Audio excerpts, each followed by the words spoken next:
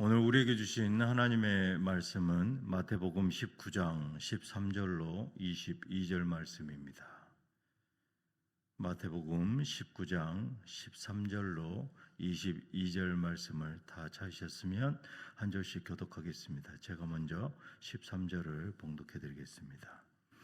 그때에 사람들이 예수께서 안수하고 기도해 주심을 바라고 어린 아이들을 데리고 오매 제자들이 꾸짖거늘 예수께서 이르시되 어린 아이들을 용납하고 내게 오는 것을 금하지 말라. 천국이 이런 사람의 것이니라 하시고 그들에게 안수하시고 거기를 떠나시니라.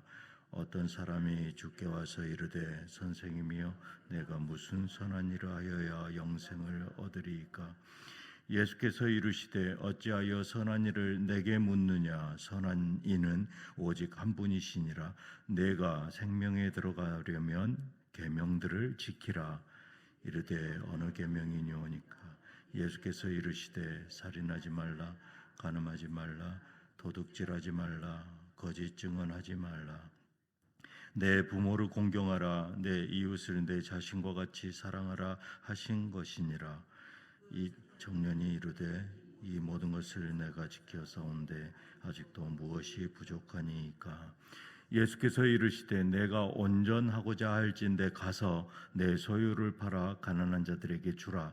그리하면 하늘에서 보화가 내게 있으리라. 그리고 와서 나를 따르라 하시니 그 청년이 재물이 많으므로 이 말씀을 듣고 근심하며 가니라. 아멘. 저는 오늘 마태복음 19장 13절로 22절 본문 말씀을 가지고 하나님 나라를 소유하려면 이라는 제목으로 은혜를 나누기를 원합니다. 오늘 우리에게 주신 이 본문 말씀은 두 가지 스토리를 말씀하고 있습니다. 첫 번째는 예수께서 어린 아이들을 축복하시며 하나님 나라의 성격에 대해서 가르치시는 아주 매우 짧은 구절이 나옵니다.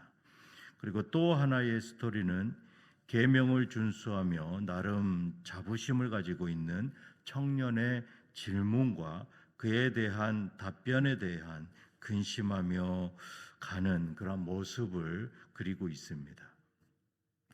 먼저 첫 번째 스토리를 보겠습니다. 이 스토리는 크게 세 단계의 과정이 전개됩니다. 첫 번째로 사람들이 예수님께 손을 얹어 축복해 달라고 어린 아이들을 예수님께 데려왔습니다. 두 번째로는 이때 예수님의 제자들이 아이들을 데려온 사람들을 꾸짖으며 저지합니다.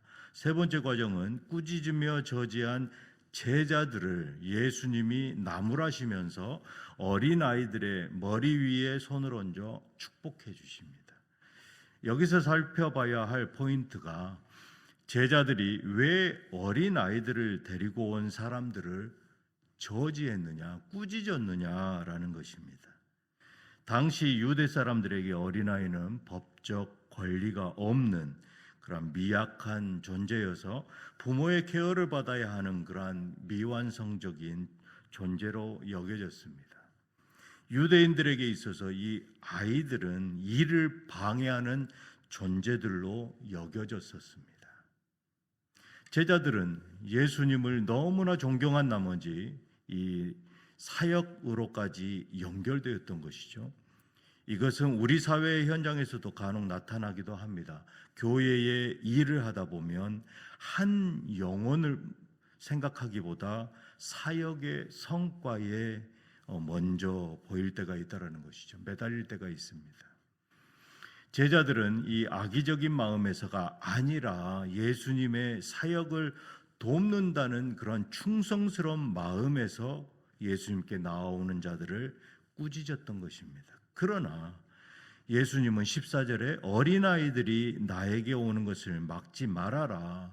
천국이 이런 사람의 것이다 라고 말씀하십니다. 누가복음에서는 용납하고 금하지 말아라 라고 기록합니다. 그 아이가 바로 천국의 주인이기 때문이다. 그리고 내가 사역하는 이유가 바로 저 연약한 존재들, 영혼들을 위함이다라는 것이죠. 잃은 양 한 마리를 찾아 헤매는 목자의 심정으로 이 구령 사업에 열중하고 계시는 이 예수님의 심정을 전혀 알려고 하지 않았다라는 것이죠. 전혀 모르고 어린 영혼들이 예수 앞에 나오는 것, 그것을 가로막는 제자들에게 마가복음에서는 예수께서 노하셨다, 분개하셨다, 분이 여기셔서 제자들에게 앞으로 계속해서 금해서는 안 된다라고 강력하게 경고하셨습니다. 그리고 우리 성경에서는 생략되어 있지만 원어 성경에서 왜냐하면 이라는 단어를 쓰면서 그 다음 말을 이어갑니다. 어린아이들이 예수께 나오는 것을 막으면 안 되는 그 이유가 뭐냐? 왜냐하면 어린아이들이 나에게 오는 것을 막지 말아라. 왜냐하면 바로 하나님 나라는 이 어린아이들과 같은 영혼, 이 어린아이들과 같지 않으면 결코 소유할 수 없다라는 것이죠. 싸움과 분쟁, 분투 이러한 것들은 결코 하나님 나라를 소유할 수 없다라는 것입니다. 어느 한 영혼도 상처받지 않도록 세우고 섬겨야 된다라는 것입니다. 천국은 어린아이들과 같이 겸손하고 말씀에 순종하는 자, 이러한 자들의 것이다라고 말씀하십니다. 어린아이들과 같이 겸손하여서 하나님 나라를 소유하시는 모든 성도님 되시기를 축복합니다. 두 번째 스토리는 한 청년의 이야기입니다. 이 이야기는 한 청년이 예수 앞에 나오면서부터 시작합니다. 그리고 질문을 합니다. 선생님이요. 이 청년은 기존의 다른 랍비들의 가르침으로는 자신의 영적 갈급함을 해소하지 못했기 때문에 예수 앞으로 나아옵니다. 그리고 예수님께 질문을 합니다. 선생님이요, 제가 영원한 생명을 얻으려면 어떤 선한 일을 해야 합니까? 그 청년은 선한 일에 대해 큰 관심을 가지고 있는 것으로 보입니다. 내가 무언가를 해서 영생을 얻는다. 어떠한 조건을 자신의 노력을 통해서 그 무언가를 충족시킴으로 인해서 얻을 수 있는 것, 그것이 영생이다라는 논리를 지금 이 사람은 질문하고 있는 것이죠. 이 질문에 그는 지금까지 무엇이든 열심히 해서 얻어냈던 그러한 사람, 그리고 목표를 이루는 사람, 또 공부도 재물도 또 명예도 다 이룬 사람, 그러한 사람으로 보여집니다. 그래서 자신이 살아오면서 이루어냈던 것들, 자신의 신분, 물질, 가진 것, 이러한 논리로 그는 영생의 문제도 해결할 수 있는 것이라 여겼다는 것이죠. 그리고 예수 앞에 나와 질문을 합니다. 도대체 어떤 선한 일을 해야 그 영생을 얻을 수 있다는 얘기입니까? 제가 영생을 얻기 위해서 무슨 선한 일을 해야 합니까? 라고 예수님께 질문하고 있습니다. 그 청년은 영생을 얻는 것보다 그 방법, 방식, 또 자신의 공로 이런 것들에 더 큰 관심을 보이고 있는 것이죠. 그리고 예수님께 질문을 하는데 예수님의 말씀은 어떻습니까? 청년이여, 영생은 선행으로 이루어지는 것이 아니야 라고 이렇게 직설적으로 답변하는 것이 아니죠. 오히려 그는 반문을 합니다. 어째서 선한 일을 나에게 묻느냐? 예수님의 이 반문하는 질문은 그 청년의 관심사에 초점을 맞추어서 청년 스스로가 자기 질문 속에서 답을 이 깨닫기를 바라셨다라는 것이죠. 찾기를 바라신 것이죠. 어찌하여 선한 일을 내게 묻느냐? 선한 일에 대해서는 이미 성경에서 자세하게 기록되어져 있다. 그리고 너가 배웠지 않느냐? 그러니 그 많은 선지자들이 가르쳐온 바이므로 예수님이 따로 가르칠 필요가 없다라는 것입니다. 예수님이 십계명의 이 후반부를 언급하시자 그 청년은 당당하게 다 지켰습니다라고 말합니다. 그리고는 아직도 저에게 부족한 것이 있다면 무엇입니까? 말씀해 보십시오. 이렇게 당당하게 반문하고 있는 것이죠. 이 청년이 반드시 무슨 일을 하여야만 영생을 얻을 수 있다라는 그러한 생각을 계속적으로 지니고 있는 것입니다. 21절에 예수님이 해결책을 내주십니다. 내 보물을 비워라. 너가 가진 것을, 소중한 것들을 버려라 라고 말씀하십니다.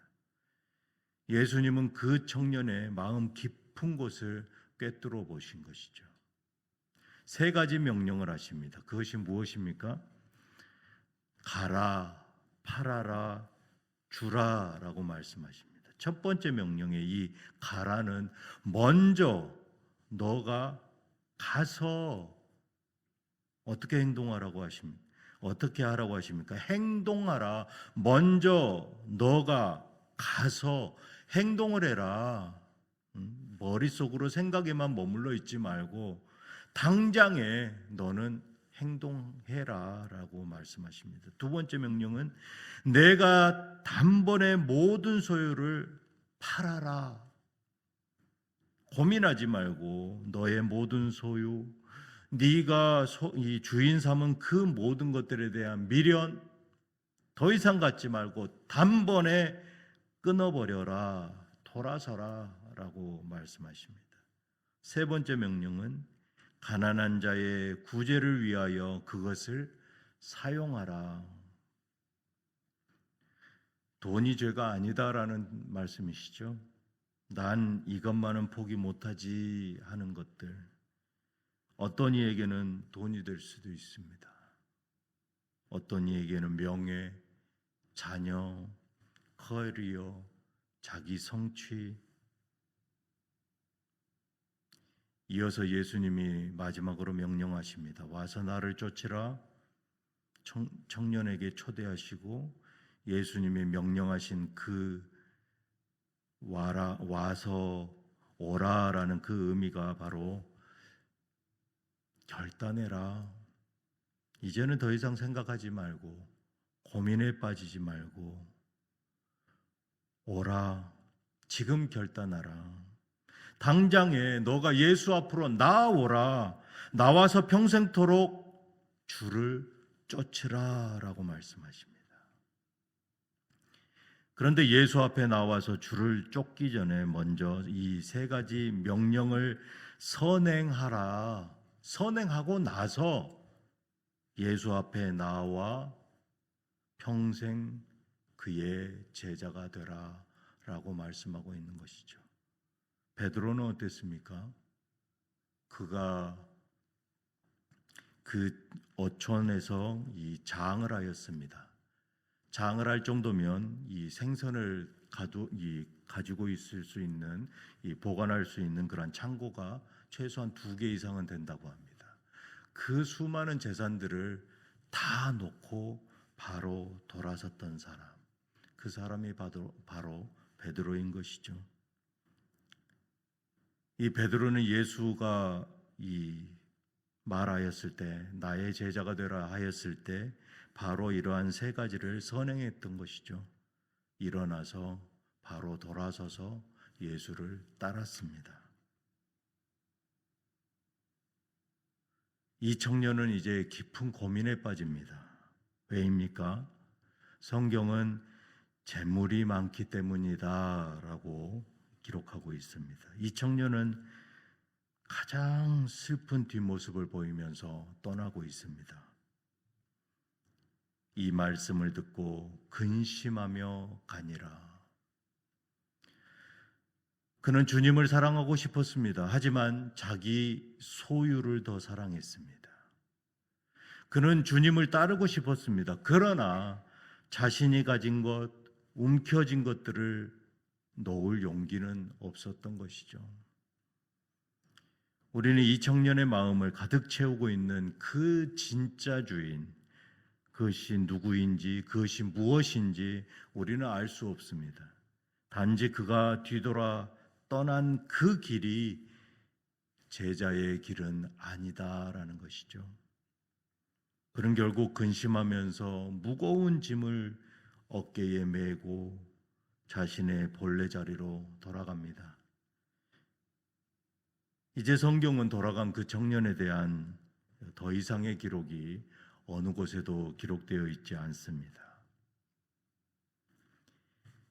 말씀 맺겠습니다. 성도 여러분, 우리는 이 오늘 본문의 이 두 가지 스토리를 묵상했습니다. 첫 번째는 겸손하고 말씀에 순종하는 자, 어린아이와 같은 자의 삶을 살라라고 말씀하십니다. 이러한 자들이 하나님 나라를 소유한다라고 말씀하십니다. 예수님의 사역을 도우면서 싸움이 일어나는 그러한 모습의 사역이 아니라 잃어버린 한 영혼을 찾고 세우는 그러한 일을 하여야 하나님 나라를 소유할 수 있다라는 것이죠.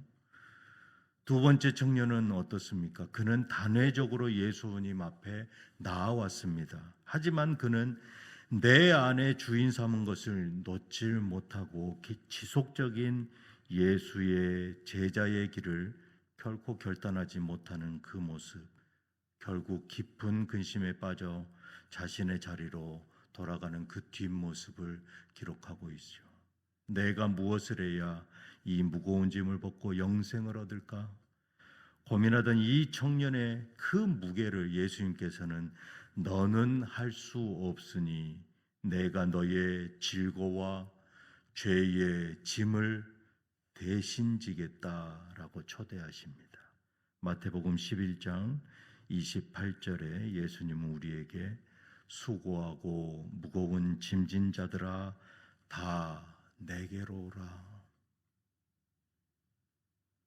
사랑하는 성도 여러분, 나의 사역의 현장에서 혹시 일상의 삶에서 움켜진 그 무언가 때문에 종종 예수 제자의 길을 멈춰서지는 않습니까?